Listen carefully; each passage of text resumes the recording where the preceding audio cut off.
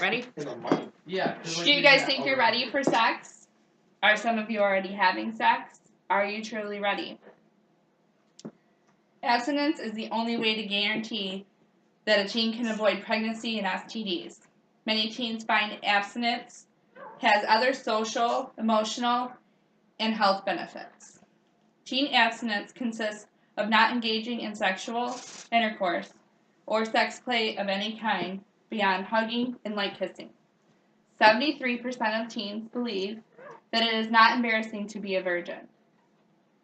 58% of teens believe it is not okay to have sex regardless of what type of precautions you take.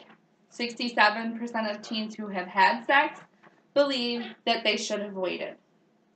Many teens think that engaging in oral sex, but not intercourse, can help prevent them from contracting an STD.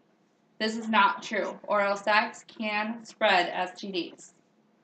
Some reasons that you might choose to wait.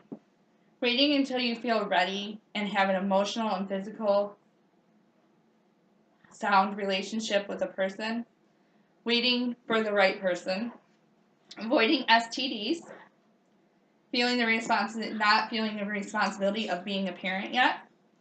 Wanting to have fun without the pressures and the concerns that sex involves. Moral or religious beliefs that teen abstinence is the best choice. Communication with parents and family who encourage teen abstinence. Remember that it is never too late to wait. Even if you're a virgin, there's still time.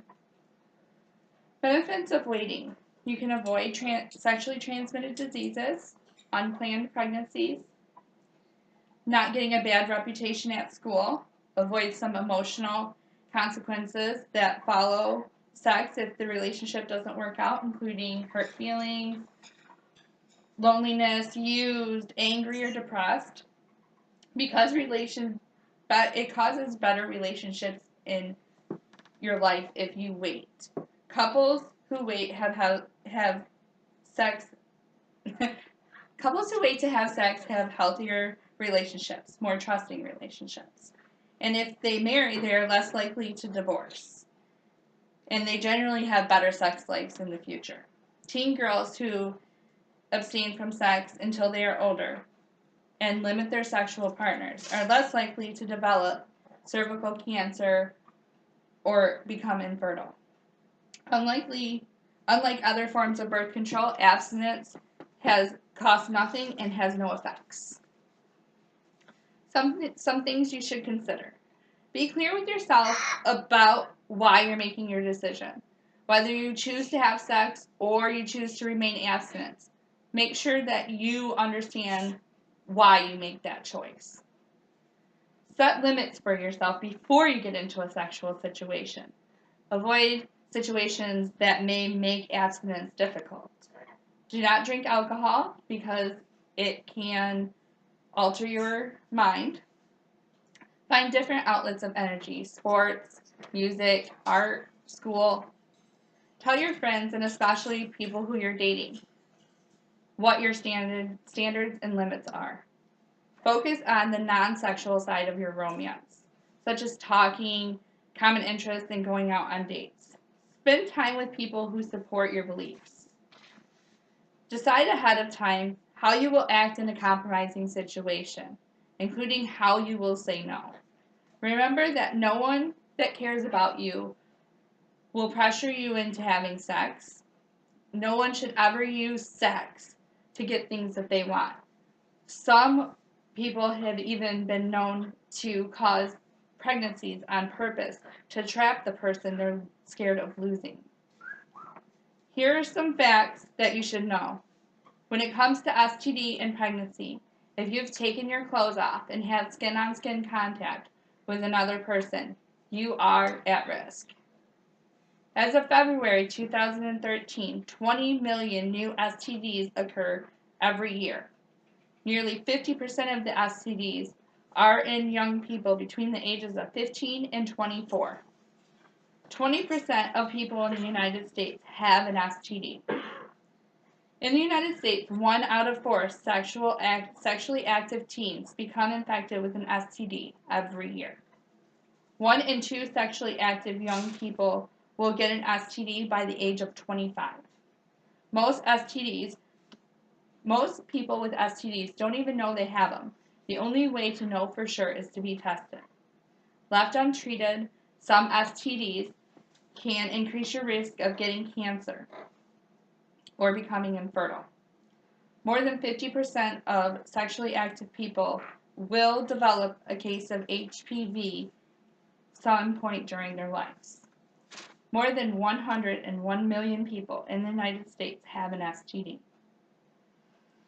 An estimate of 8,300 young people between the ages of 13 and 24 in the 40 states reported having HIV in 2009. Unfortunately, I couldn't find the statistics for 2013. Chlamydia and gonorrhea are actually more common in teens. Anyone who is sexually active should be tested every year. The most common STD is chlamydia. 40% of all girls the ages 15 to 19 are infected with chlamydia. The rate of infection in women is higher due to the fact that women are more likely to be tested. Symptoms of chlamydia include abnormal discharge, painful burning during urination, and cloudy urine. Gonorrhea is the most common in teenagers. They have the most reported cases of it. This is due to the fact This may be due to the fact that particularly women have no symptoms. Among the reported cases of gonorrhea, the highest rate of infection is between 15 and 19 years old in girls and early 20s for men. 75% of reported cases of gonorrhea are in young people aged 15 to 29. If you have particularly risky sexual behaviors, you are almost guaranteed to come down with a case of gonorrhea at some point in your life. That's how prevalent this disease is. 700,000 new cases of gonorrhea are reported each year.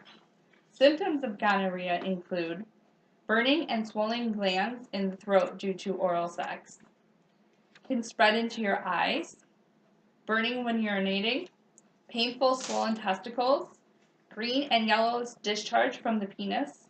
Women may mistake their symptoms as a yeast infection and bleeding in between periods. While syphilis is believed to be a disease that belonged in the past, it is on the rise.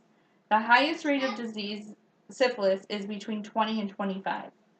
Symptoms of syphilis are a small, firm, painless sore on the genitals, anus, mouth, rash on the body, especially on the palms of the hands and soles of the feet.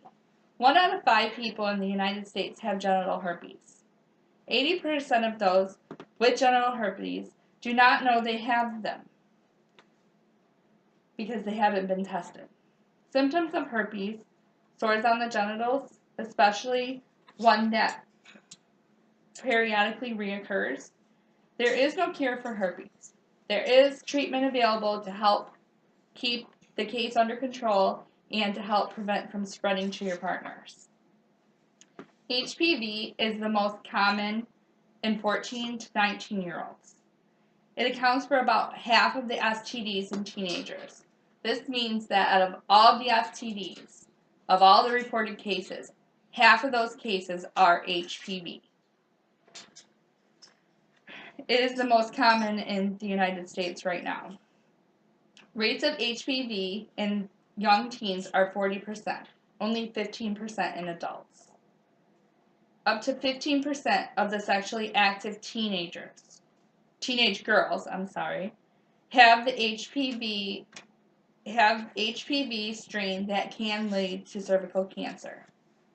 HIV is a virus that causes AIDS. HIV attacks your immune system. There is no cure for AIDS. There are drugs out there that will help prolong your life. However, you will always be contagious to your sexual partners, and eventually it will kill you. Pregnancy. Nationally, nearly 1 million young women under the age of 20 get pregnant every day. Or each year, I'm sorry. 2,800 teens get pregnant every day. Approximately 4 out of 10 women will become pregnant before they reach the age of 20. In 2011, there were 329,797 babies born to women between the ages of 15 and 19. The best thing that you can do for yourself is wait. Deciding when to have sex is a really big decision and should not be taken lightly. I hope when the time comes, you can see yourself in a future with your partner. If you find yourself in a sexual situation, please use birth control and a condom. A condom has really been proven effective if used properly, so please be sure to read all of the instructions carefully. Thank you. Save it this time. Okay, I'll try. Okay. Oh, it didn't stop. I forgot to show you my audience. Uproar, Raggy! Hi! My name's Christian! Jacob. That's Josh. That's Amy. You probably really don't care that much though. Me? They'll Ah! never watch